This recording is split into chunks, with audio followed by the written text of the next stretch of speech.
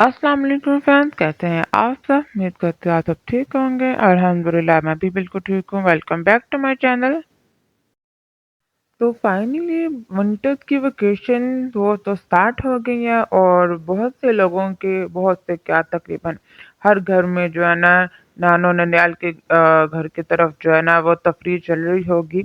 जाहिर सी बात है, बच्चों को छुट्टियां होती हैं तो यही दिन होते हैं बच्चों के एंजॉय करने के। तो वो वहाँ की जो है ना फिर तैयारी पकड़ लेते हैं।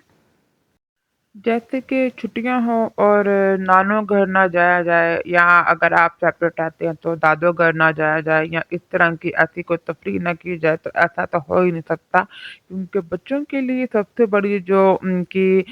वेकेशन की जो जगह होती है वो या तो नानो का घर होता है या तो दादो का घर होता है। खैर, इसके साथ हम अपने जो व्लॉग का वो स्टार्ट लेते हैं और साथ अपने टॉपिक पर भी आते हैं हम। तो आज का जो मेरा टॉपिक है वो उन ख़वातीन के लिए है कि जो काम करने को ज़्यादा पसंद नहीं करते लेकिन उनको काम करना पड़ता है, और जैसे कि अब विंटर स्टार्ट हो गया तो और भी ज़्यादा मुश्किल हो जाती है। तो विंटर में मेरे ख्याल से कुछ ऐसी आपके पास टिप्स होनी चाहिए कि अगर आप मुकम्मल तौर पर अपने घर को साफ़ नहीं भी कर सकते तो कुछ ऐसी टिप्स हों जिसकी वजह से आपका घर आपको मुकम्मल तौर पे साफ भी ना करना पड़े और घर साफ भी लगे। और उसके सबसे पहले जो मैं किचन से ही स्टार्ट करूँगी। तो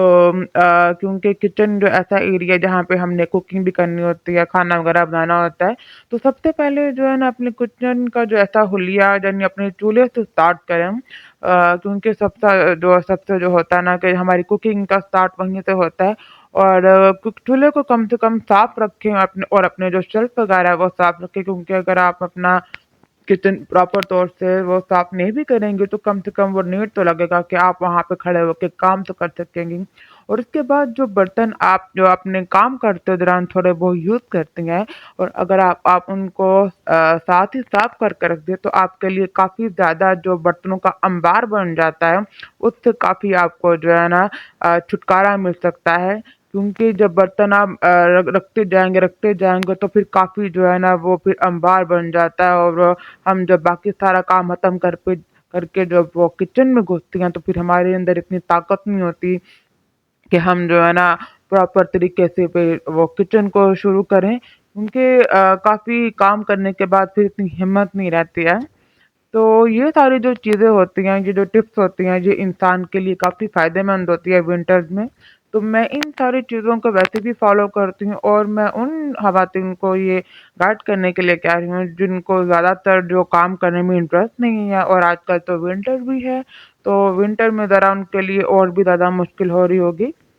और उसके बाद जैसा कि आप देख सकते हैं कि अब खाने बनाने की तैयारी हो रही है, तो जब हम खाना बनाने की तैयारी करते हैं तो उसके साथ हम सब्ज़ी वगैरह जब कटिंग करते हैं, सारा कुछ उसका रेडी करते हैं, तो साथ-साथ जो उसके जो गंद पड़ जाता है उसको भी ऐसे बिखेरा है वो ना पड़ा रहने देना, वो भी मेरे ख़्याल से कोई अक्लमंदी वाली बात नहीं है। वो आपके जो काम में डबल जो है ना इज़ाफ़ा करता है। तो जब भी आप कोई सब्ज़ी वगैरह बनाएँ या कोई कटिंग वगैरह किसी भी चीज़ की